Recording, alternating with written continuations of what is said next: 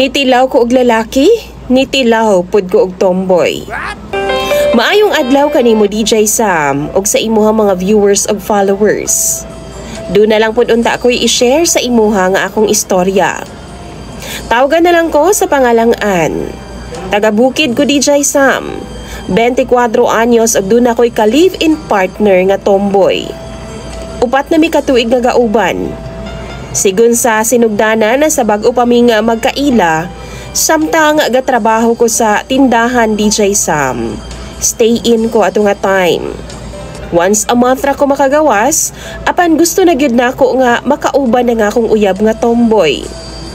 Pero nakaagi na kog lalaki DJ Sam nga uyab.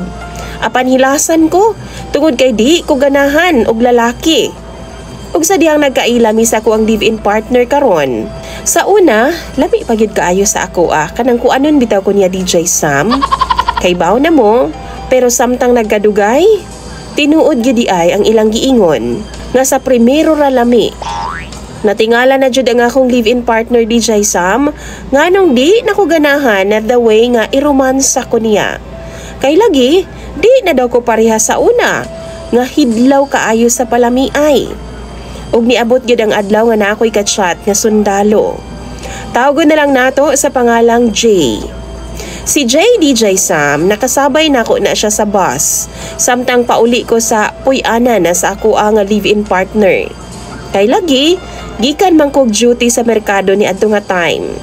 Sa lola rapod sa akong uyab DJ Sam. Ug samtang kapangita kog sakyanan kay lagi, gabi na, alas 7 nas gabi DJ Sam. Nisakay na lang kog bus. Perti ka puno, og standing position na lang jud ko. Si Jay naa sa akong likod, kay ako nerbiyosa biya kay kumusakay og sakyanan. Samot pa nga gatindog. Wa gyud ko maana DJ Sam. Nikalit lang siyang pangutana nako og nahadlok ba daw ko. Ana pod ko nga, oo, perti na gyud nako kahadlok. Kanang feeling bitaw na ako DJ Sam nga murag madisgrasya ang akong gisakyan. Pero giingnan ko niya nga, gunit lang sa puthaw. Samtang nagunit ko, sige siyang pangutana sa ako about sa akong life. Ug niabot sa punto nga nangayo siya sa ako ang Facebook name. Largo ko niya giad, samtang ako nga walay cellphone kay naa sa ko ang Paris lagi, pag abot na ako DJ Sam. Gikuha na ako ang akong cellphone. Unya nakita na ako nga ni-add siya na ako. Nag-message. Apan nangutana ang akong partner og kinsa daw si Jay. Kabaw na baya gyud taha nga ang mga tomboy selusan gyud kaayo. Apan gitubag lang nako siya nga wa ko kaila sa iyaha. Gi-block niya DJ Sam. Pero akong gi-memorize ang iyang pangalan. Unya kay naman ko'y switch account. Didto mi ga-chat-chat o ga-video call ni Jay. Niabot sa punto nga pakit-on ako niya sa iyang tabadidoy ug natingala na ang akong live-in partner nganong di na nako ginapahulam sa iyaha ang akong cellphone. Unya lagi kay mahadlo ko masakpan nga naga-chat-chat mi ni Jay. Kung mag-chat ming duha inuras ra pod kay lagi busy sa iyang work. Pero niabot ang panahon nga wa na mi nagkontak kay pa ni Jay DJ Sam. Kay lagi na-assign man siya sa bukid. Wa na pud ko ganahi. Nawad-an na pud ko gana kay lagi, wa naman siya'y oras sa ako Pero seryoso siya nako DJ Sam. Nanguyab gyud siya, pero wa na lagi ko ganahi niya. Gihunong na lang namo ang among pagkontak kay DJ Sam ug niabot ang pila ka adlaw, naa na po'y nag-chat sa TikTok sa ako nga tawgon na lang nato sa pangalang Ed. Magulang lang siya nako og isa ka tuig DJ Sam. Ug giganahan kaayo ko sa iyaha. Kay lagi, maayo kay siya mo da og cheka DJ Sam. Samot nag about sa sex. Nangutana siya nako og naa na ba daw ko'y bana or anak. Ako po siyang giingnan nga naa ako'y live-in partner nga lesbian. O niingon siya nako nga bulagan lagi daw nako. Kay lagi, ipuli siya. Pero nagkatawa lang ko DJ Sam. Di mangyud nako malimod pod nga love pod kay nako ang akong uyab nga lesbian. Bisan sige mig-away ug usahay mo abot na gani sa pisikalan DJ Sam. Wa gihapon na undang ang amo nga contact ni Ed ug niabot ang adlaw nga nagkita ming duha sa syudad sa Cagayan de Oro. Akong lugar DJ Sam biyahe unon papaingon sa syudad. Og siya pod, mubiyahe pa pod siya. Apan ang among gisabutan, magkita mi sa terminal. Kay lagi, kay ko naswito sa syudad, DJ Sam. Mao tong nagsabot mi nga mag-lodge. Excited na kay siya, og excited na pod ko, DJ Sam. 1 week pa gani ay mi magkita, gistoryahan na namo tanang buhato namo kung magkita ming duha. Tungod kay lagi, last ko nakatilaw og lalaki, DJ Sam, 2019 pa. Og siya, 1 year pa po daw, maong gihidlaw na kaayo siya sa sex. Kung siya pa'y paistoryahon lagi, mingaw na daw kaayo siya sa sex, DJ Sam. Apa ni anak ko niya nga ayaw kabalaka, kay buhaton ako ang tanan, mapalipay lang ka. Og siya pod ko no, buhaton daw niya ang tanan, mapalipay lang ko niya. Aron ko no mabiyaan na nako ang akong uyab nga kaipon. Tomboy daw, DJ Sam. Ang tinuod, gid ko nagamind og ana-ana, DJ Sam. Ang ako alang man nga mabuntis ko, nga magkaanak ko.